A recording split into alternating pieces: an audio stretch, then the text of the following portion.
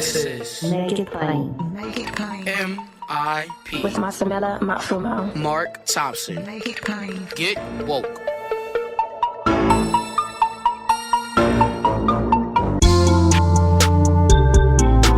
God bless you. Get woke. Folks, MIP is now COVID-free, meaning free to all subscribers as we navigate this pandemic. We're thinking about everyone, and we've got to get through this together. So for a limited time, no fee to subscribe to Make It Plain on your favorite podcast app.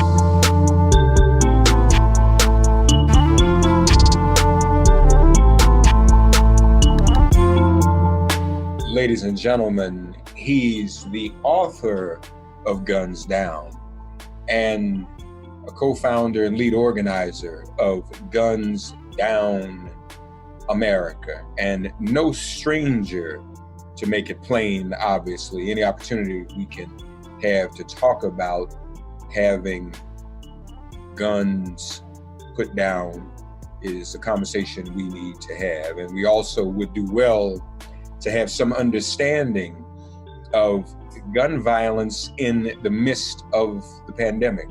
So a lot to talk about. Igor Volsky of Guns Down America back with us here on MIP.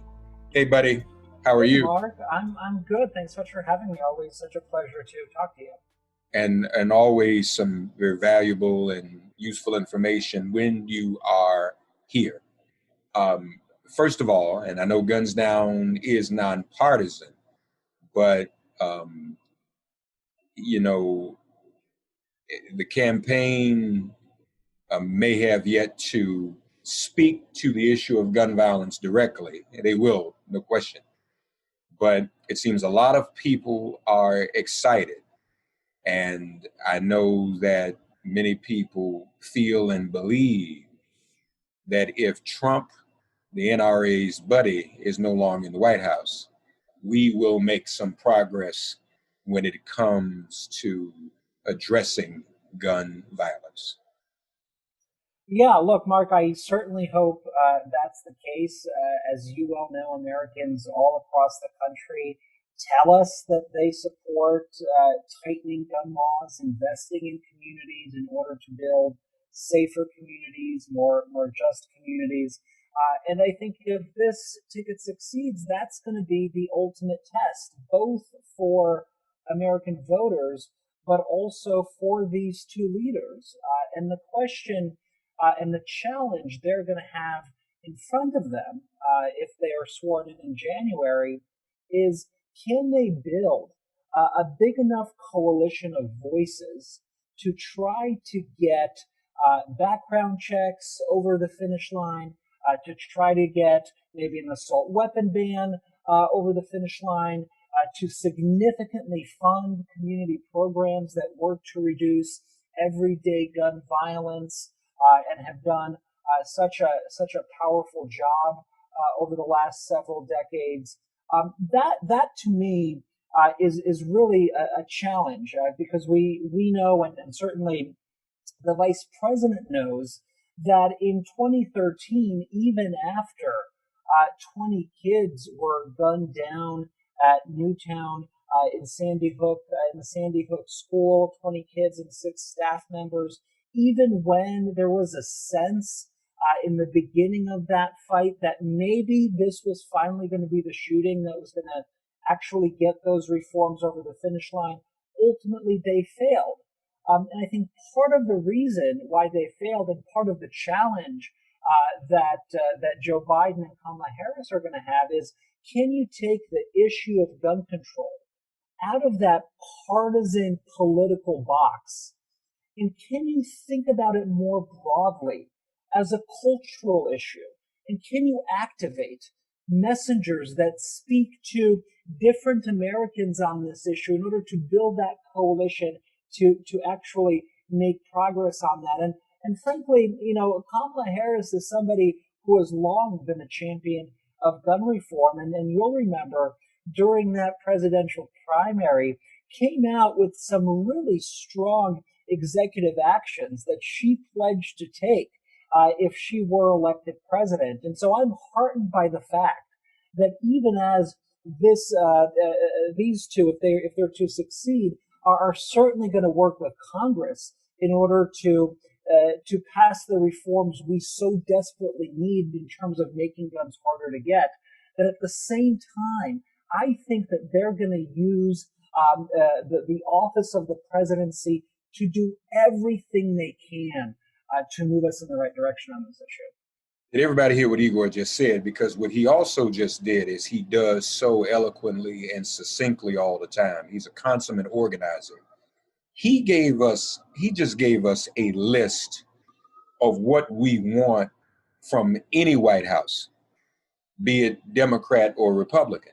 And what we have to understand, folks, that even if Democrats are in the White House or in the Congress or in the Senate, we still have to make our demands and hold them accountable.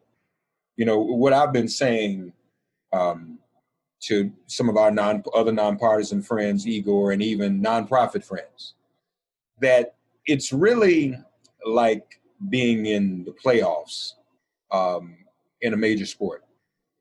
You want home field advantage, right? And home field advantage doesn't mean you're going to get everything you want, but at least you have that advantage. If Republicans are in power, the party that completely ignores everything we say, they're on home field advantage. We're the visitors. But if Democrats are in power who give lip service to agreeing just about everything you just said, but don't always do it, we have home field advantage because it's easier to move and defeat an opponent who's at least on the same field as you are than an opponent that's on another field and that's not your home. You're just a visitor. So I think what you've laid out is important. And, you know, I'm talking to people who, if they were to succeed, saying this is what we want the first 100 days. And what you just said, let's just add that to the list. 100 days is what we want. What is there to talk about? Especially now, if Democrats hold the House and if Democrats win the Senate. No more of that blue dog. We have to kind of. I think that's a wrap, Igor. This is it. Well, and we deserve what we're demanding. You know, Mark, you and I first met back in 2008, 2009. When I spent all of my time covering healthcare and the fight for Obamacare. And so I learned at that point, that's how I started my career, I learned at that point how difficult it is to get something as large as Obamacare in that case, and in this case, as large as gun reform over the finish line. And you'll remember in 2009 that the initial measures started in that blue dawn place of let's find some kind of moderate compromise, and that will be good enough to bring in more moderate members and Republican members, and then we'll have success. At least that was the operating theory of the Obama administration. It ultimately proved wrong, and I certainly hope that if Biden and Harris win this election, they learn from a lot of those lessons in 2009. Because on one hand, it's a balance, right? You want to start with strong, bold ideas, the ideas that you feel will actually meet the challenge that we're in. But at the same time, given just the way our political system works, you do need to build that broad coalition. And to me, part of certainly the work that we do and what we've discussed in the past is the importance of business voices in the battle for gun reform. The fact that American businesses are impacted by gun violence every single day, the fact that we just passed the year anniversary of the El Paso shooting in Walmart, all of that, really, I think, encourages me. The fact that after that shooting, Walmart announced some major reforms when it comes to the types of guns it sells, when it comes to the kind of political advocacy it's going to work on. I'm encouraged that businesses in this country are starting to recognize that gun reform is and should be a business priority in the same way that environmental issues are a business priority, in the same way that diversity issues are a business priority. And so they're going to need to be part of any effort to reform our gun laws, but they also need to start within their own scope. They need to ensure that they're not just talking about Black Lives Mattering, but they're actually investing in Black and brown communities, particularly communities that are disproportionately impacted by gun violence. They need to make sure that their hiring practices are such that people who've been in the criminal legal system are able to find jobs in those companies, are able to advance in those companies. All of us need to work together to reduce gun violence. And again, it's going to take a big coalition of voices. I'm going to come back to some of the partisan politics in a minute, but since you went there, folks want to remind you, Guns Down, you go to gunsdownamerica.org and see a tracking document with regards to businesses and what they're doing, corporate action, when it comes to Black Lives Matter. Meanwhile, though, since last we've talked and we had a big conversation about Subway, we've gotten a victory in that conversation, correct? Tell us about that. Yes, so listeners and viewers will remember that on May 1st, I believe it was May 1st, we saw in a subway in Raleigh, North Carolina, a number, I think it was 7 or 8, heavily armed individuals carrying assault rifles, carrying handguns, wearing military fatigue, walk into that subway location, order some food, and then on their way out, one of those individuals very openly intimidated a Black family that was just walking their kids on the street. One of them in a photo appeared to give the Hitler salute to that couple. And, it was really quite horrific. It was part of what folks will certainly remember and is still frankly going on, which is the increased visibility of far-right armed extremists marching in our streets, taking part in trying to co-opt rallies and protests.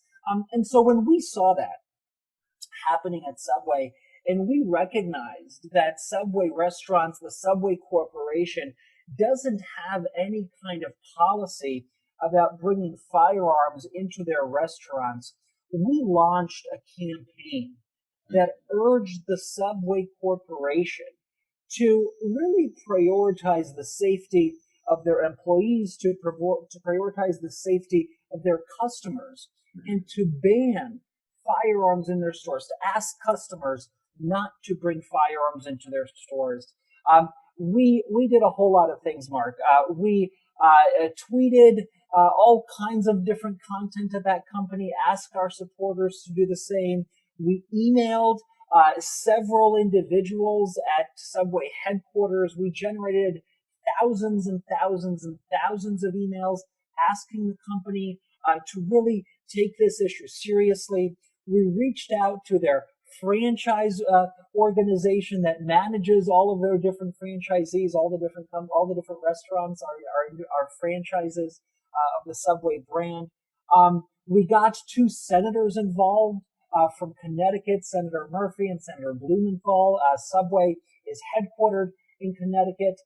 And finally, we got a response from Subway, and they did, in fact, change their policy, and for the first time, asked their customers not to bring guns into their stores. Now, to me, that's significant because what it really shows, what it demonstrates, is that a large American brand is leaning into this issue in the right way, that they recognize that if they were to stay silent, that if they were to allow the kind of behavior that was happening, particularly with white nationalists bringing firearms into their stores, that's a real business liability for them. It's a business liability for their brand. And hopefully somewhere in there, they thought that keeping their community safe was important, and I'm sure it was a part of it.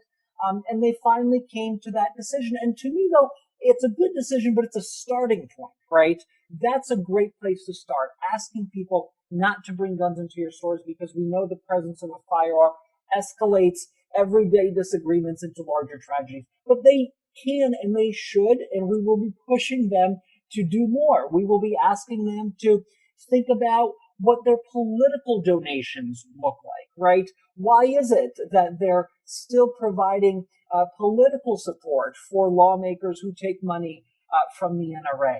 We're going to be asking them to use their political relationships to make the case to lawmakers for why tightening gun laws is important to their business, particularly in places where they have high rates of gun violence, where they have restaurants.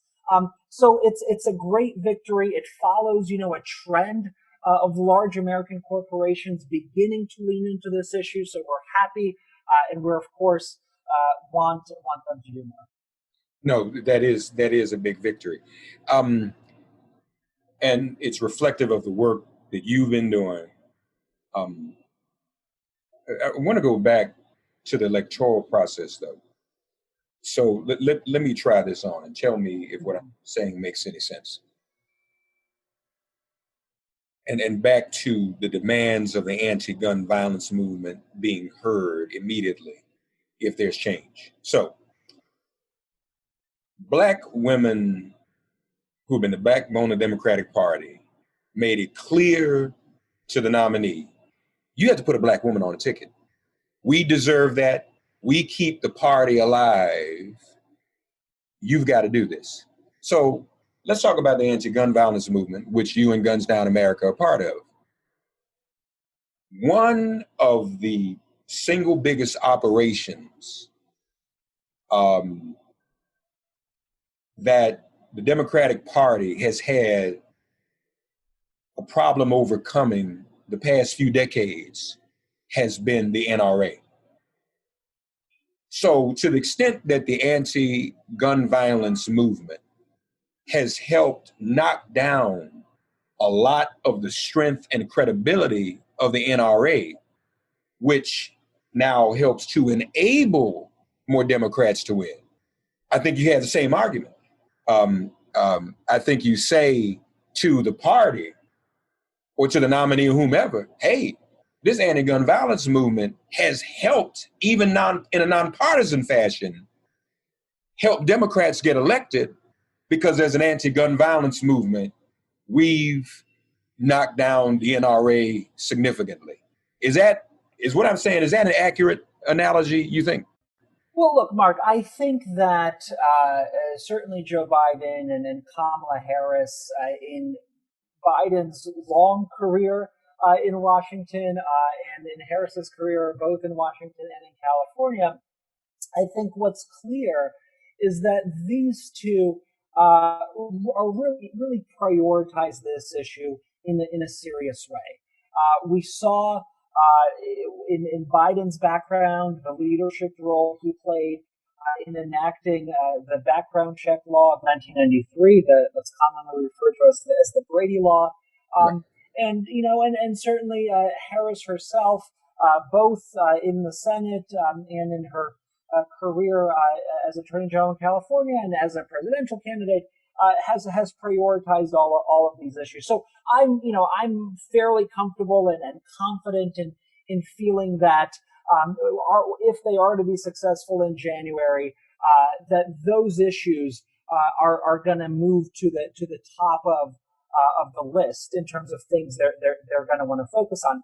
Now, in terms of the NRA and the implosion that we've seen over the last several months, part of that is really the result of the incredible work that our movement and many of the leaders in our movement have been doing for really decades and decades and decades.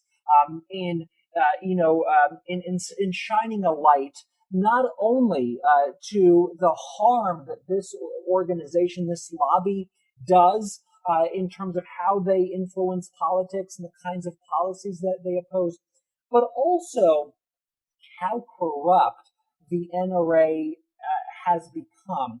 And that, Mark, is really the focus of the lawsuit that was filed just last week by the New York State Attorney General, which really charged top NRA leaders, including Wayne LaPierre and some of his top lieutenants, with an incredible amount of corruption. Corruption that the lawsuit alleges violates IRS guidelines in terms of how you need to run a nonprofit, but also New York State law. And the reason why that connection is there is because in 1871, I believe is the year, the NRA chartered itself in New York State. It is still chartered there, and so it's subject to those regulations. You have read the whole document. That was my next question. Give us a snapshot, if you would, Igor, about some of the things that you found in that lawsuit and why their behavior is so egregious. You know, I have been following very closely the reporting on NRA corruption, which, by the way, an organization called The Trace, which reports on gun violence, has been breaking for years now. And so a lot of credit really goes to them on this. So, you know, I thought when I first started reading these 169 pages that came out last week, I thought I was pretty familiar with the kind of shenanigans that go on. But I have to tell you, Mark, and I'm not just saying this, I was absolutely shocked when I read these kinds of allegations. So we've known for a long time that there's a lot of self-dealing going on, that top NRA leaders were taking a lot of the dues that NRA members were paying and were spending them on all kinds of perks like private flights and homes and suits and all fancy suits and those kinds of things. But what the lawsuit revealed is just how pervasive that corruption was. So to give you an example, the NRA, over I think a 3 or 4 year period, paid Wayne LaPierre's private travel agent over $13 million. That's just to the travel agent, $13 million.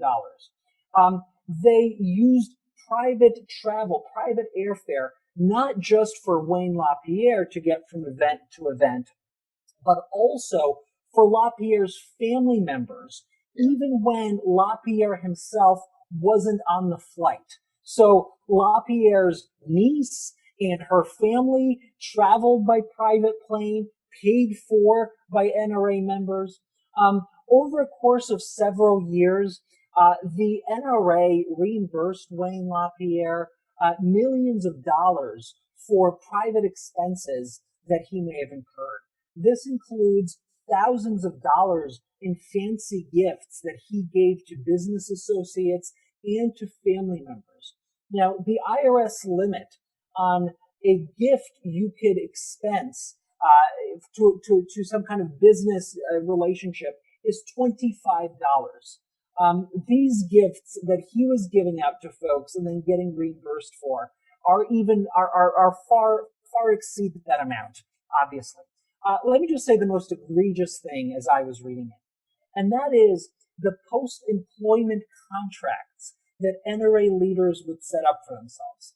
And the way these would work, Mark, is when a favored NRA leader or board member, by the way, would retire or resign from the NRA, Wayne LaPierre would arrange special agreements, consulting contracts for those individuals to the tune of $30,000 to $45,000 a month.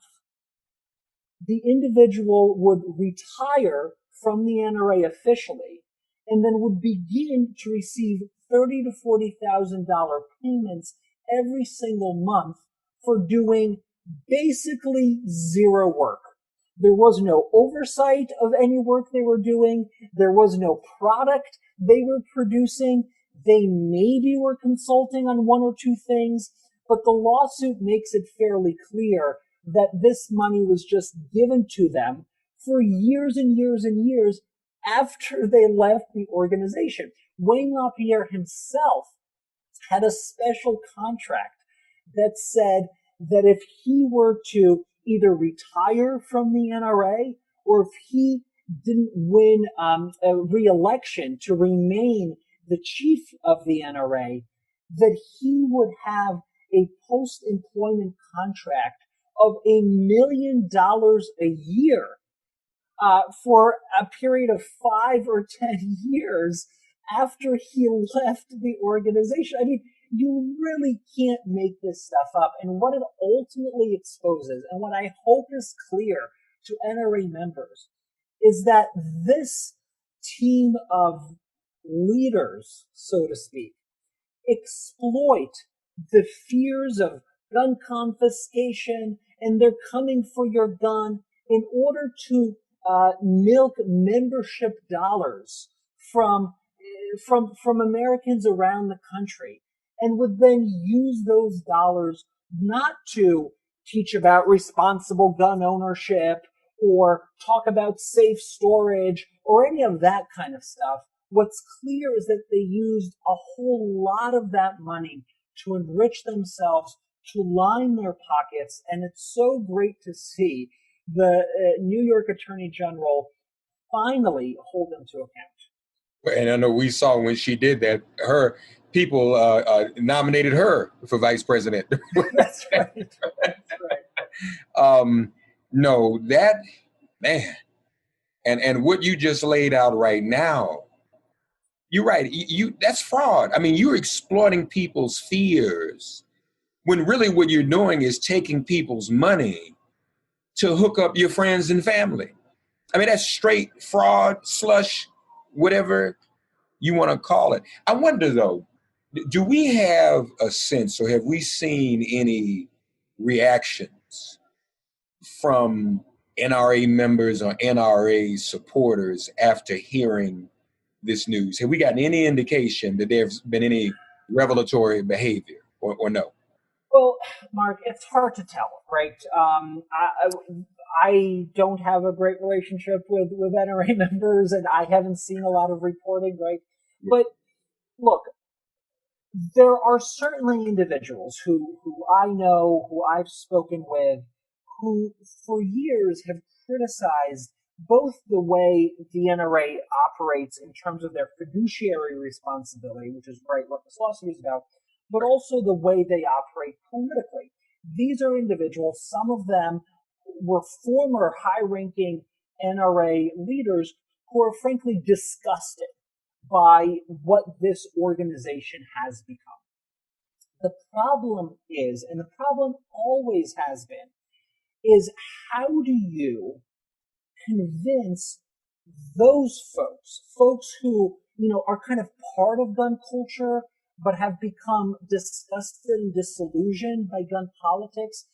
How do you get them to begin organizing their fellow gun owners to speak out not only against the abuses, the financial abuses of the NRA, the ones we discussed, but also about how they've perverted our politics into this, us versus them, and we can't give an inch kind of dynamic that we've seen around the country.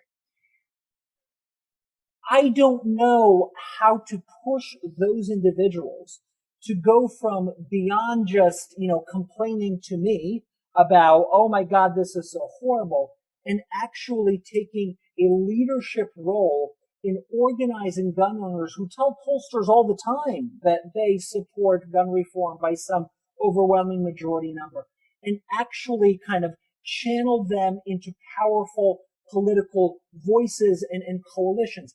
It's hard because you have to go against the grain, right, in those communities, in building up that kind of different perspective. And so, look, I'm still hopeful that some of these conversations that I'm having are going to produce some actual progress, and that's what's going to result from the kind of the melting away of some of the NRA's power are new leaders, more modern leaders who see that there's room for gun reform in this country, but millions of dollars have been spent over the last several decades in trying to identify those leaders. None have successfully created an alternative to the gun lobby. But I will keep on plugging away at it, and many other people are as well. Well, that's good to know, and obviously too, the struggle continues on that front. One more thing we want to address, some information you shared with your followers.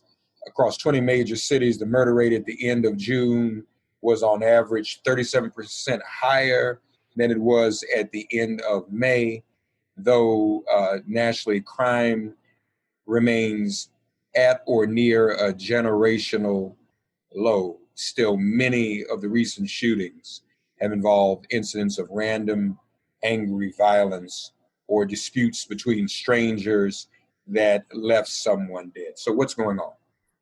Well, Mark, this is part of a larger pattern that we've seen all this year of gun violence increasing. What you're talking about is the kind of everyday gun violence that we see in some of our major cities. In New York, where I know you are, there's been about a 26% increase in gun violence. We've seen similar increases in Milwaukee and in Kansas City. And if you talk to some of the leaders in those cities, as I have, what has become clear is that, generally speaking, everyday gun violence is perpetrated by a small number of individuals that criminologists, that law enforcement officials, that community members can literally identify.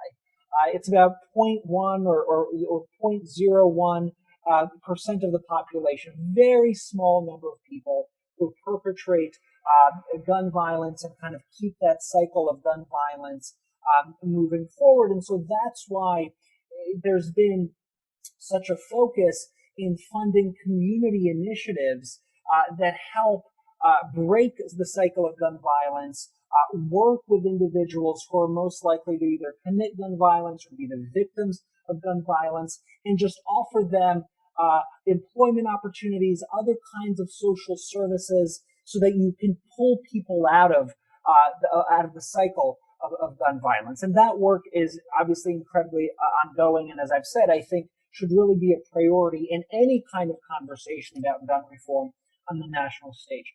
But what's happening now in cities across the country is not only are you seeing a spike in that kind of everyday gun violence, but as what we've seen, at least anecdotally, because the data on this is so crappy, is that you are seeing individuals, and this is particularly true in Kansas City from the reporting, who don't have any kind of criminal record, that aren't the kind of perpetrators of everyday gun violence that we're familiar with, simply escalating disagreements into violent confrontations. And that's what has been so incredibly heartbreaking to see, that it's some combination of the general mental stress of the pandemic, the economic disintegration that many Americans are feeling, the job loss, all of the stresses, the housing insecurity, the food insecurity, all of those factors are coming together in order to, and are having the effect of increasing gun violence in our major cities.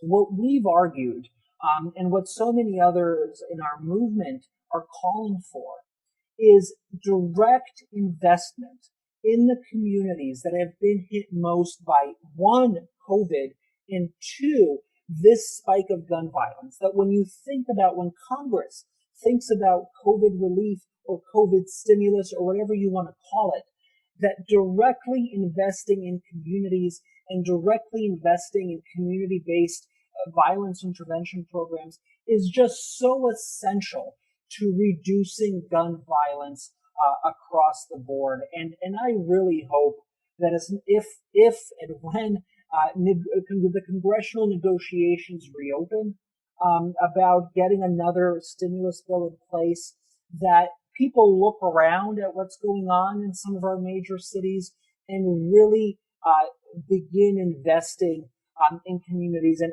have that as a centerpiece of the kind of stimulus we want to see.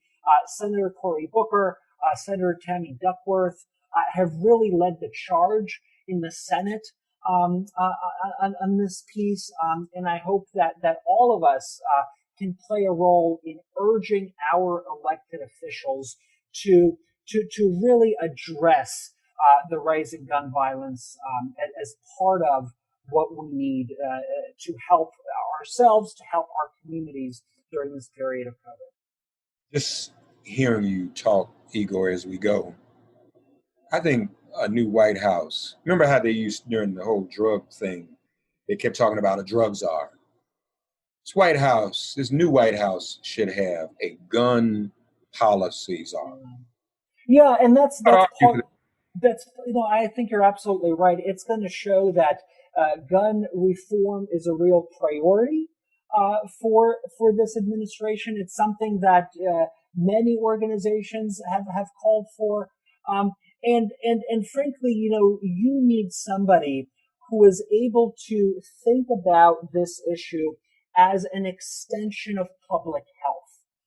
That many of the predeterminants of gun violence are the kind of underlining factors that we all can point to, right?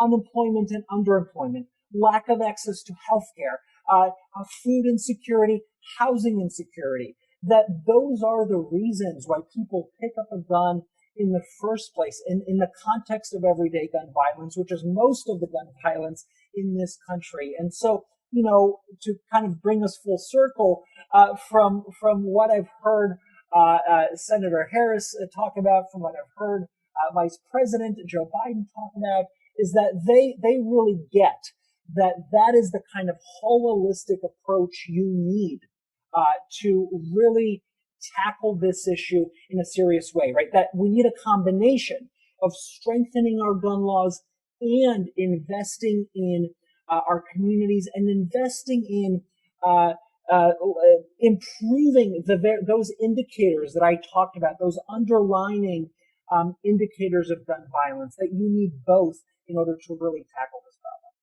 So as I am often texting with Joe and with Kamala, I'm going to say that they need to have a gun policy czar if they're successful in winning the White House. And that gun policy czar should be Igor Volsky.